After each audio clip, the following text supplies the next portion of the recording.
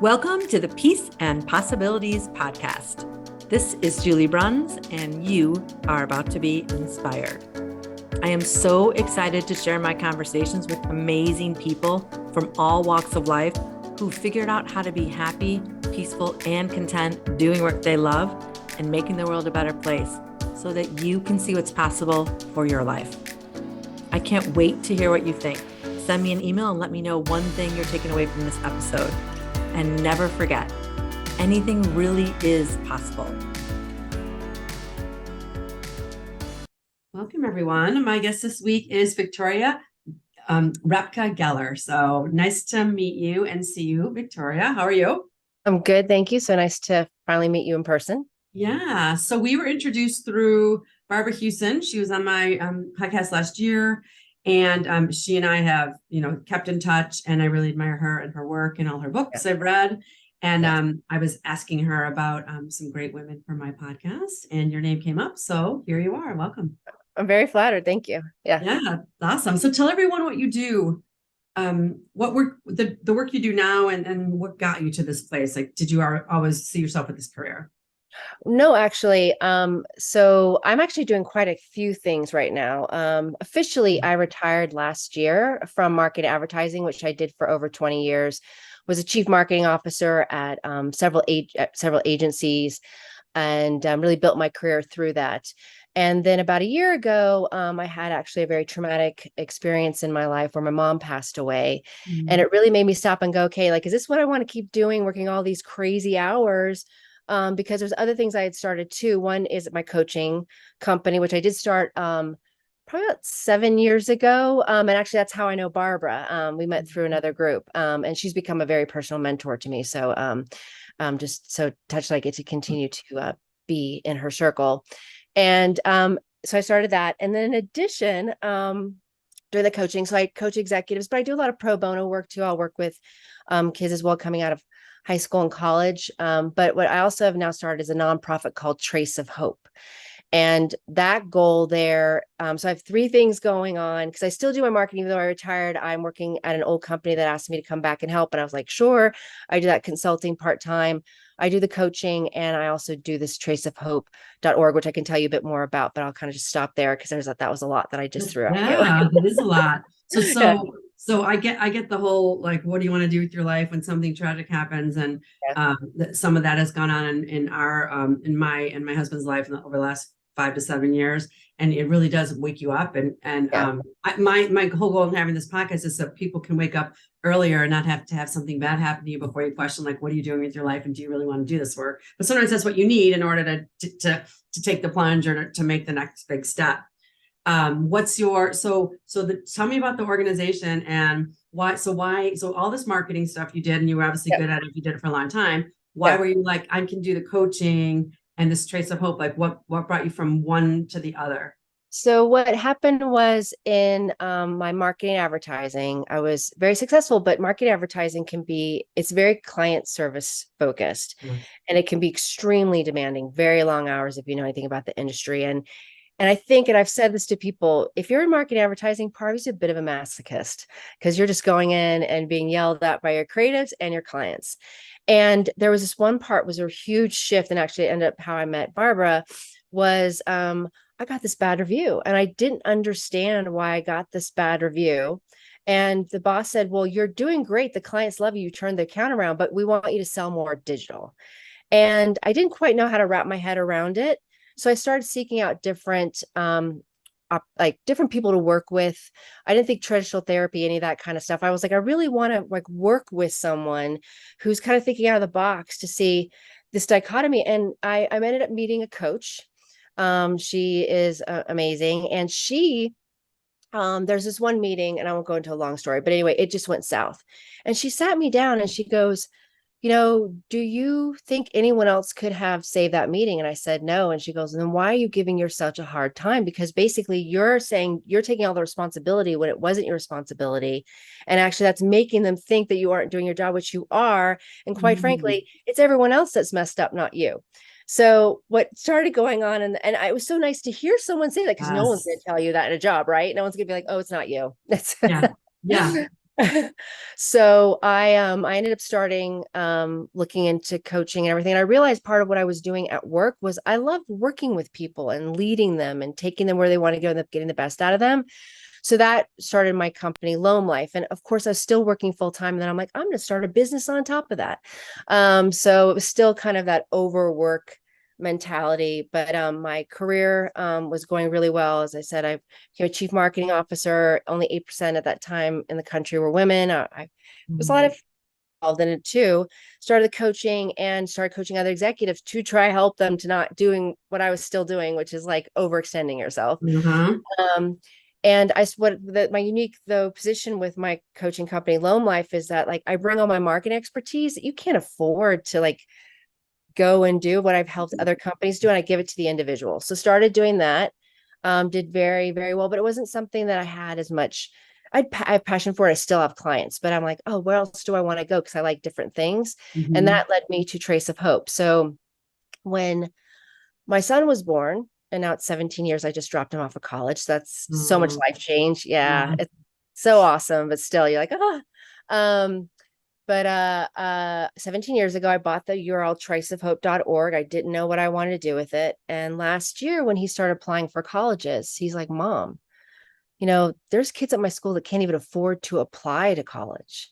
And so I started thinking about this because I always want to do something with education. And so Trace of Hope, which he was annoyed, his name is Trace actually. And he's like, do you have to for me? Yeah. I'm like, no one's going to know Trace of Hope is after you, but I tell everyone actually. So I guess he's right. But the point being is that with Trace of Hope, I want to help others. I knew education was going to make a difference in my child's life, even through it helped me in my career. I could then switch careers. It's definitely a gateway. And we started giving grants and launched it last October when he was still at school. So gave a couple of grants to students at his school so they could actually apply to college. And it's just been this really amazing experience. We've done one a month, and just really focusing on needs-based, but also kids that want to have an impact in the world and make a change. And it's been a great switch in my life. As I mentioned, my mom passed away. That woke me up a lot. And I'm like, okay, I'll do some hours consulting. I'll still do my coaching because I have clients that I've been working for a while, and I love giving them the tools that they won't necessarily have access to. But I really want to start focusing more. And I have been doing grant a month, but I really want to take my marketing and take it to the nonprofit. And my goal really is to make it direct to recipients, so DTR. So it's instead of all the bureaucracy, and that's what I've been doing. You actually say who you think could be potentially a good grant. We'll research it. And then you can be with me when I give them money to actually take that grant. And it's just been one of those heartwarming things. Yeah. Yeah. That's It's so been great. cool. Yeah. It has been really great. That's so cool. Good for you for doing something about solving a problem, and for your son, like the obvious thing, like, we don't know how good we have it till we hear someone else's story or whatever. And, we're just born into where we're born, and we don't realize if we're privileged or lucky or whatever. But good for you and your son for saying like, Mom, there's people that they're not even considering it because they can't even afford it. The application. It's like, what? Oh my gosh. You almost want to like right there and then write him a check. It's $50.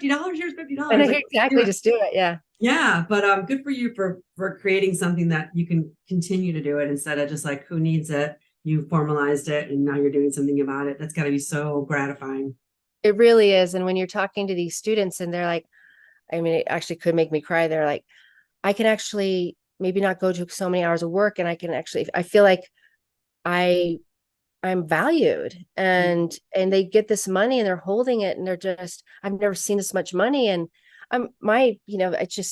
it's I don't think people realize even the smallest amount just can change someone's life. It just gives them some confidence. I totally agree with you. Smallest amount, you never know. It could be a word, it could be a phrase, it could be a look, it could be a dollar amount, like you said, exactly. The smallest amount, but you're showing them that they're valued, what they have something to offer, they can make a change, they can do something, and they can have whatever it is, the American dream, whatever they dream to have, they can probably have it, but they have to be, they have to know that they're valued and that it's possible for them. And sometimes you just need one person saying it, and maybe the people at home aren't saying it, or they want to say it, but they don't know how it's going to happen. So they don't mention it. Who knows, you don't know. It's the same reason I wrote my book. because not everyone has people guiding them when they're younger and showing them what's possible. And you have to figure things out on your own. It takes a lot longer to do it that way. And it's also very valuable to do it that way. But it'd be nice to have a little guidance along the way so that you don't necessarily have to do everything the hard way, which is just something to do. And that's awesome. Yeah.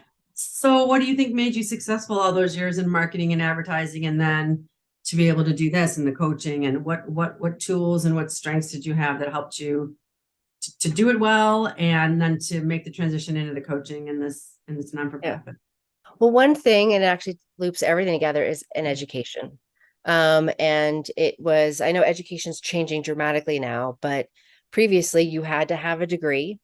And I was able to go to a top school. I didn't leave with a whole bunch of debt, which is one thing I want to try to help. The goal of building Trace Hope is a point where I could actually give a full scholarship or, full grant to like cover all their costs. But, it was definitely an education. I think also, I really do come from a space of like and I think that came a lot with the training and through marketing, especially through advertising. How do I get two competing entities to actually work together? So I'm always looking for the fix and the solution, because some people can be so stuck in their ways, and we all have it. I mean, I have it too, but becoming from an outside perspective of going, hey, did you look at it this way? So the ability to take a step back, and not take things so personally, but then be able to communicate it. So communication, that's one of the reasons why I got in advertising marketing. The ability to communicate something, get it across.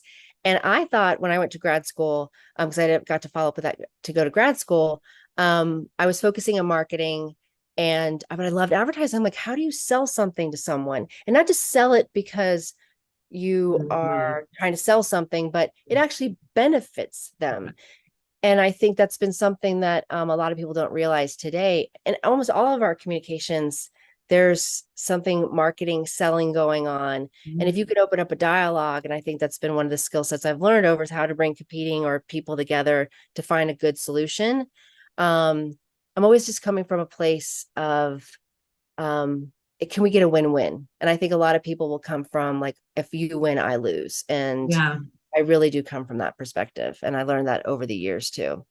Yeah, my husband's in sales. He's been in sales his whole career, and he says the same thing. It's like, it's not about making money. It's about solving a problem for someone. It's like you have a tool that they need, and if you're seeing it as like you're bothering them and it's just money, and then it's like you can't be successful. You have to think, we have something that you need. We can take that problem away from you. We can solve that. We can do this, and you can concentrate on the other thing you want to do well.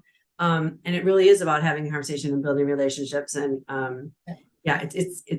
it really is. And when it's done well, it never feels like it's salesy, because it's just like, oh, we have this need, and you have a service or a product that's going to help us fulfill this need. So that's great. Let's have a partnership and let's do it. Exactly. Yeah. And then, I know. And it kind of got, when I actually have a marketing degree in undergrad in marketing and economics. And I originally thought people would always say, oh, you're good with talking to people. You should be in sales. I'm like, okay, I'll study marketing. I didn't even know. I'm like, and then like senior year in college, I'm like, I don't want to sell. I'm good at marketing. I'm being good at being creative, but I don't want to sell. That's why I was like, I think I want to teach, but I didn't stop at my degree right then and there. I'm like, I'll just finish this. And then I got a master's in teaching, and then ended up using them both in the corporate world. I'm like, I like teaching and business, and I can do them together in the corporate world, which is what I ended up doing for the last 20, 25 years. But initially I thought, okay, it's sales. And it's like, no, it's not. And there's so much more to it. So it's interesting that at the end of the day, it's about building relationships and helping people communicate and come together and see different perspectives. So that really is business in general. Exactly. But everyone always just puts like numbers on it. And it's like, no, it's like, it's going to be successful with all of these other things in place. That's interesting. It is. And now you can use it for your business. Exactly. Because I mean, and I think honesty also ties in that too. Okay. So I know your problem. I heard you. People just being heard also is like a really important thing, and feeling like that someone's trying to understand. I'm going to try to solve your problem, but also just being like, I actually am not the one that can solve it, or here's where you can find another solution.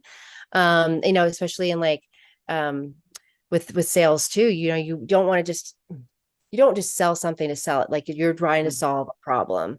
And authenticity and trust is another key factor that I've learned over the years. Because I will just tell a client, I'm like, hey, love to work with you. I think I can help. And here's how. Or, I might not be a good fit, but I'll find someone else that I think could actually focus in on this area. Cause Yeah. yeah, you want Which a good makes them like experience. to trust you even more and want to work Exactly. on another project. Yeah.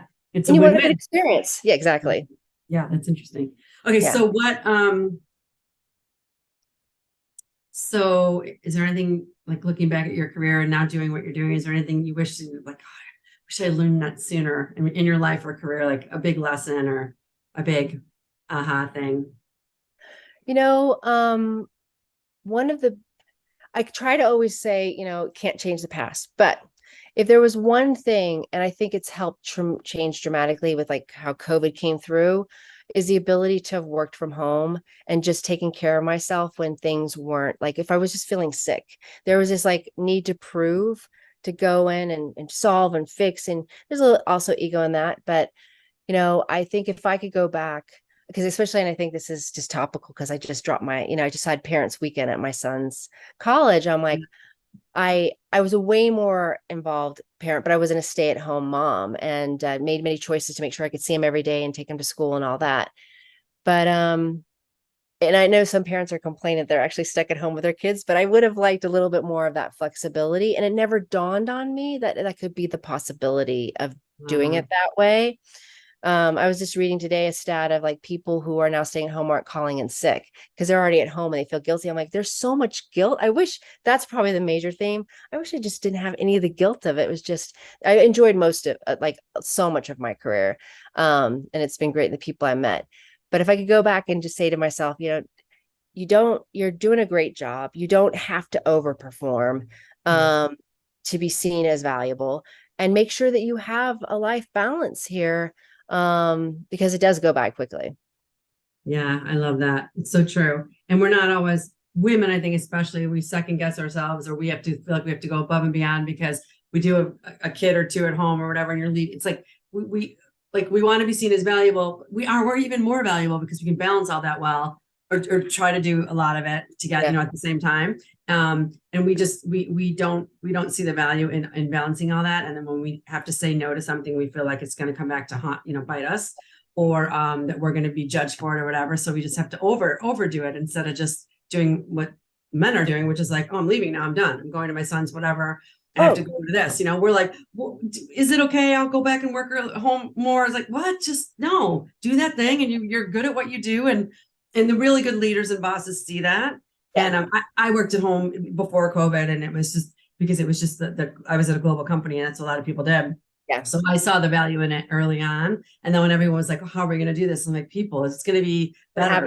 People are going to have more balance. They're going to have 2 hours extra a day to take care of themselves, and go for walks, and fresh air, and see their kids. They're going to be happier workers and all of that. So yeah, I wish I learned, I was doing that, early 2010-ish. But yeah, I would have, I'm glad that people are seeing now the value in it. I also see the value in being in an office and not back in a hybrid situation. And it's like, you need both. You need the balance, you need to be around people, and there's nothing like connecting with people in real life. So I think it's been a really good thing. Obviously a lot of bad came in with COVID, but I think there's been a lot of great lessons too. I think too. And one thing I tell my clients with my coaching, I'm like, okay, when you go into a situation now and we teach what we've learned, right? Because we don't want people to go through that again. I'm like, okay, look, when you go in, if you're seeing people doing less work than you and they're still considered great at their jobs, just hold back. It's not that you're not giving, see what's actually needed of you. And then so you can let them set the bar. Because to your point, women go in and we're like, we're going to just, for all these different reasons that you've already mentioned, don't need to go through them again. It's like, okay, no, wait, but like you can still be amazing at your job and not make it something that you're just completely gave yourself over.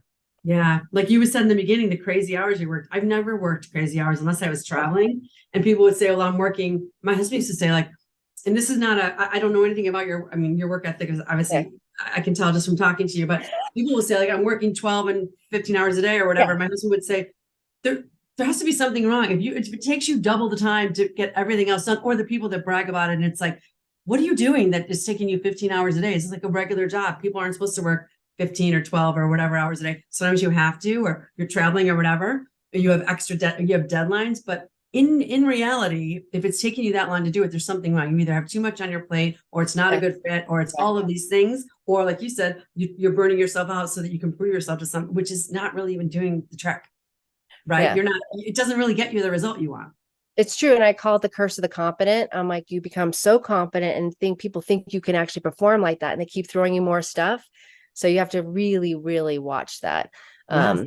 Yeah. And I had to really watch Yeah. it for myself. Yeah. And especially women, we don't say, no, that's not going to work for me. Men say it very easily. And Oh, easy. Yeah. I'm generalizing, but I'm married to one, like, no, that's not going to work for me. Sorry. It's like, and usually people are like, oh, okay, sorry, then we'll do it this way. But women are like, okay, I'll do it. I'll do it. I'll do it. That's Exactly. definitely one thing I wish I had learned earlier. Like, you can say Yeah. no, and no's a complete sentence. It's like, that's sorry, that's not going to work for me. And then we Yeah. would typically then explain all the reasons why, or we're going to make up for it exactly. another way, instead of just Yeah. saying, no, that's No. not going to work for me. I'm much, much better at it than I was even just a couple of years ago. And it's so liberating too, to be, Yeah. that's the truth, right? On that note, like if any, to get salary negotiation for men, they'll go, you know what, I got to go back and talk to my family. So they won't, and women are like, okay, so it's like, Yeah. they do it. And there's great things of just kind of taking a step back and really evaluating what you need to negotiate. Pausing. Yeah. I think we want to always say yes right away, Yeah. or it's fine, even when it's not, instead of pausing. And men are better at that too. Yeah. I'm going to come back to you, whatever. Women are like, okay, I'll just say yes now. And I'm better at that now too. I'm like, I'm going to have some more questions. I'm going to have another conversation about that. Can I get back to you with some more insight or whatever after, instead of it's just that pause. It's that, and then I think that comes with age and wisdom and confidence and being out in the working world for X amount of time. But I teach my students now that I'm a career coach for. I'm like, you know more than you think you know, and you have a lot more to offer than you think you do. You don't have to go in there with an ego, but you can say, here's what I'm good at, like reframing it and things the way we're talking about it now, as opposed to just like, I just have this. Is that enough? Is that okay? It's like, no, it's all about how you communicate it and own it with confidence. It's going to go so much further too when you're talking to people. Yeah. Exactly. Yeah. So what advice do you give to people when I'm sure you get asked with your coaching clients and even with this Trace of Hope organization about career advice? People say, I don't know what I want to do, but I know I want to go to college. What do you say to them? One, and actually I've had to do it now personally with my son as well. I'm like, just go and enjoy it. And I'm actually been shocked at my son going to college. He's already he's working on a radio station. I'm like, oh, when I went, I'd be just like, yeah, exactly. I'm like, he's already got a career. He's 17 years old. But he enjoys it, right? He's doing something he enjoys, and be open to different experiences. And education itself is shifting so much. With like Google and Amazon, they're coming out with their own bespoke program. So I think higher education's it's already getting rocked, but it's about to really get rocked, because people are like, is it worth the value of it? All that money. And quite frankly, I do think though some sort of like away from home experience is good, because you get to learn how to work with others. You get to, I just think there can be I think it's just really important when I say that of going to school. And that's one of the things with Trace of Hope. A lot of these, try, see what opportunities there are, try it all. And if you don't like it, don't do it. I mean, it sounds so simple, but how many things do we stick with? Clubs, or, a degree, in classes, because XYZ, like really make it bespoke and for yourself is like the biggest piece of advice. And then just taking off some of the pressure financially is where Trace of Hope is coming to help. And literally hearing these students just so touched that they feel that they're being shown that they're in the right path is really been very heartwarming. Oh, I bet. It's so cool. Yeah. Such a cool idea. It's so smart, and it's so needed. So it's awesome that you're doing it. Yeah. All right, well, so that's all marketing, right? Like you got to be right there at the right time. Yeah, for sure. For sure. Yeah. What's one new thought or insight or reminder that you're coming away from our conversation today with, that either you hadn't thought about before, or that you had clarity on during our conversation?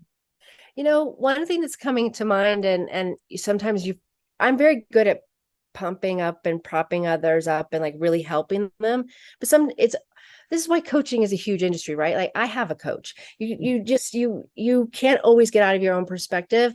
And to sit here and tell you all these things that I'm doing, Yeah. like, oh, I've done really well. And it's just great to get that recognition. Because it's just very comforting of like, okay, like I'm in a very good place and I'm actually making an impact. Mm. But it isn't just that I'm making an impact is what's feeding me. It's like it's actually more the helping and the growth and then I get to enjoy part of it as well, that I'm really kind of designating and driving where my career is going, and I have options. And I think that's kind of going back to your question around what you tell them about in college. Like there are always options. Yes. And that's one thing I wish I had known earlier on. Like, just there's always options, and that fear base that can come in.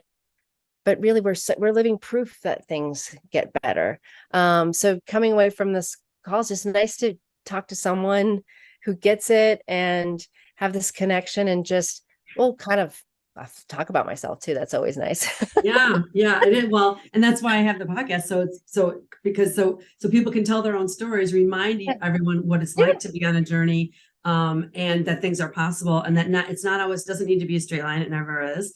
And that it doesn't mean that just because you took this wrong turn, you can't get back on track or try something different. You always have options. We're living proof that there are options. It doesn't matter your background. It doesn't matter where you were born.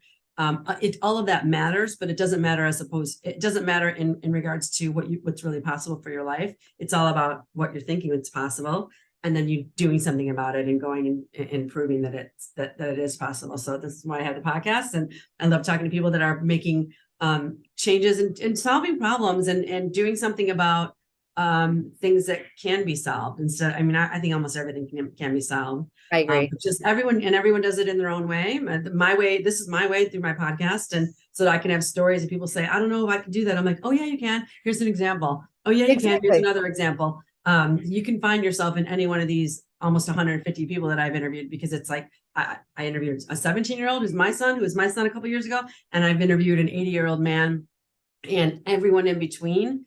It's possible. And it's telling stories is how people remember things and how they get proof that it's possible. And I just, I can't, it really breaks my heart when especially young people say like, I don't know if I can do that. I'm like, oh my God, but you can. And I'm sorry that there isn't someone at home telling you can, or showing you all the possibilities. I'll help you. I'll be the one. Come back and ask me. Ask me. Don't ask the people who are telling you no. Stay away from them and come around people like me or you that are saying, here's how it's possible. I'll help you a little bit. You're willing to do the work. Let's do it. So that there's proof, so that they can remain hopeful. Yeah. And that's getting into a couple of key points, like just try. There are always options. Like for me, it's also reminding me, like, I'm still figuring everything out moving forward, which is great. Like it's all a new area, and find a mentor, ask for help. There's nothing wrong with that. And just try. I love that. And there are people that want to give back, and there are people that would love to share their wisdom, which is why I'm doing this. And they love being asked about their journey and how they can help. And it doesn't have to be you getting something from them. It could just be one word, one story, one reminder. It's going to make all the difference. So definitely ask for help. I love that too. It's awesome. Absolutely. Yeah. Well, it's so great to connect with you and hear your story. And congratulations on everything you're doing. How can people get involved? Can they get involved in this Traces of Hope? Can they donate? Or how does that work? Yeah. So two things. One, if you are looking for career coaching, you can go to loamlife.com. But for Trace of Hope, which I'm kind of really more focusing, and I work with a lot of executives the other way, is traceofhope.org. And you can go on and either reach out via email, and all those opportunities there to donate. I actually answer everything personally. Obviously, it's still very ground floor, but I would love to just hear if you have a student you think that would be worthy, or you want to donate. And it could be a micro donation. We're not talking about major donation. We just add it up and then give it to a willing kid, and every dollar counts. So either loamlife.com if it's looking for an executive coach, or traceofhope.org for the nonprofit. And I really push you in the other direction, because I would just love people to start picking up traceofhope.org. That's awesome. Thank you. Thank you for the work you're doing. Keep doing it. And good luck to your son at college. And I'm here to tell you, I have one in college now and one out. And it's a great life when they're out doing their own thing, and you can kind of go back and drive what you want to do with your life. Yeah. So yeah, Yeah. it's awesome. Yeah. Yeah. Thank you so much. Thank you. Take care and good luck with everything you're doing. Thank you so much. All right. Bye, everyone. Bye. Thanks for listening. I hope you loved this episode. Don't forget to like us, subscribe, review, and share it. I hope you were truly inspired.